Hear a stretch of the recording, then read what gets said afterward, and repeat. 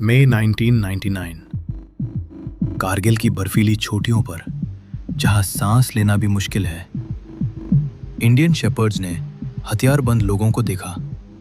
ये टेररिस्ट नहीं थे, ये सोल्जर्स थे। को 6 आदमी नजर आई है, कोई काला रंग का ढेर लगा हुआ था। तो मैंने थोड़ा सा देखा उसमें, तो पत्थर डोल रहा था, बर्फ हट रहा था। आगे जो हुआ वो मॉडर्न हिस्ट्री के सबसे डेंजरस मिलिट्री कन्फ्रंटेशंस में से एक बन गया। 18,000 फीट की हाइट पर दो न्यूक्लियर पावर्स के बीच। ये है कारगिल वॉर की कहानी। Kargil War, 1999. This place became the center of much international intrigue and war between India and Pakistan. 22 years ago, India was betrayed by its neighbor Pakistan. Prime Minister Atal Bihari Vajpayee made it clear that India would emerge victorious. हम शांति चाहते हैं, ये तो दुनिया ने देखा।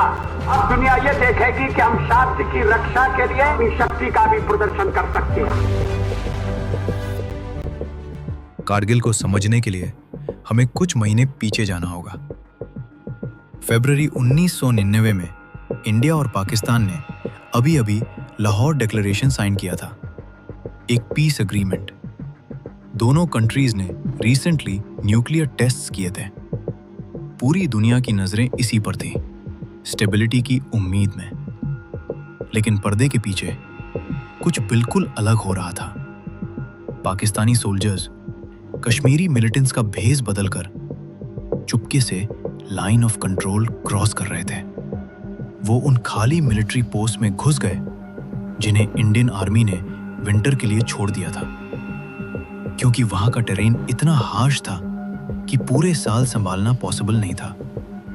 जब तक स्प्रिंग आई, पाकिस्तान के पास हाई ग्राउंड का कंट्रोल आ चुका था। मई की शुरुआत में बतालिक के पास शेपर्ड्स ने कुछ अजीब देखा। आर्म्ड मैन, बंकर्स, ऐसा इक्विपमेंट जो किसी नॉर्मल मिलिटेंट ग्रुप के पास नहीं होता। उन्होंने इंडियन आर्मी को इन्फॉर्म किया। जैसे ही इंडियन सोल्जर्स पास पहुंचे, उन पर एम्बुश अटैक हुआ। कई सोल्जर्स शहीद हो गए।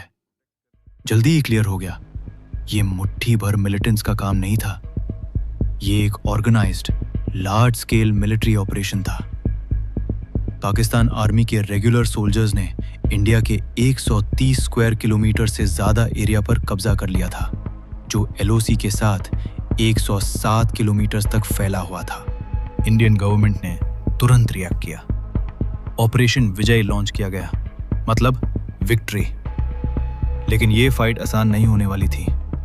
पाकिस्तानी सोल्जर्स के पास हायर पीक्स थे। माउंटेन वॉरफेयर में जिसके पास हाइट होती है, उसको बहुत बड़ा एडवांटेज मिलता है। वो नीचे इंडियन सोल्जर्स की हर मूवमेंट देख सकते थे और बिना किसी खतरे के फायरिंग कर सकते थे।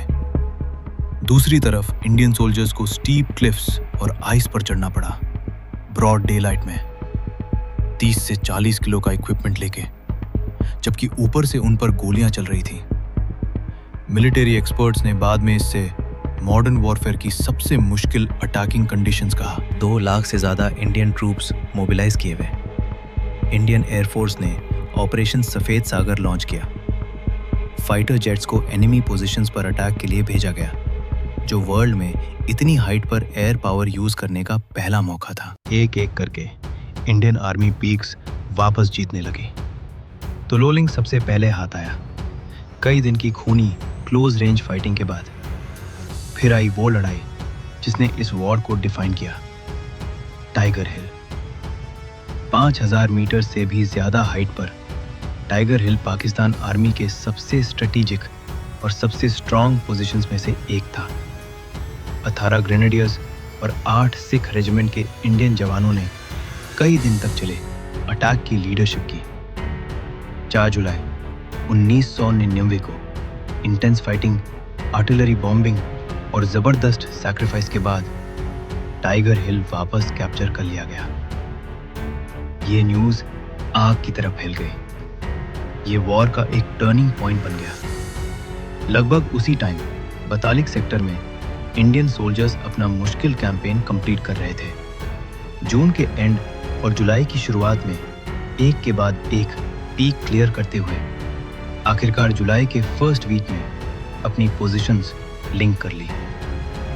धीरे धीरे इंडिया अपना एरिया वापस ले रहा था। जुलाई के मिड तक पाकिस्तान पर इंटरनेशनल प्रेशर बढ़ता जा रहा था। इंडिया की फास्ट प्रोग्रेस और ग्लोबल ओपिनियन पाकिस्तान के अगेंस्ट जाने के साथ पाकिस्तान ने अपनी आर्मी पीछे हटानी शुरू कर दी। 26 जुलाई 1999 को इंडियन आर्मी ने अनाउंस किया कि सारे पाकिस्तानी इंट्रूडर्स को लाइन ऑफ कंट्रोल के पार खरीदा जा चुका है। वॉर खत्म हो गया, इंडिया जीत गया था, लेकिन एक बड़ी कीमत पर। ऑफिशियल फिगर्स के मुताबिक धरती के सबसे हर्ष बैटलफील्ड्स में से एक पर अपने देश की रक्षा करते हुए 500 से ज्यादा इंडियन सोल्जर्स ने अपनी जान गंवाई। आज हर साल 26 जुलाई को इंडिया करगिल विजय दिवस मनाता है, उन सोल्जर्स को सम्मान देने के लिए जिन्होंने इन पहाड़ों में लड़ाई लड़ी और अपनी जान दी। करगिल वॉर हिस्ट्री के उन गिने चुने वॉर्स में से एक है जो 2 न्यूक्लियर पावर्स के बीच लड़ा गया, और ये इस बात का प्रूफ है कि सोल्जर्स इम्पॉसिबल सिचुएशंस में भी क्या कर सकते हैं।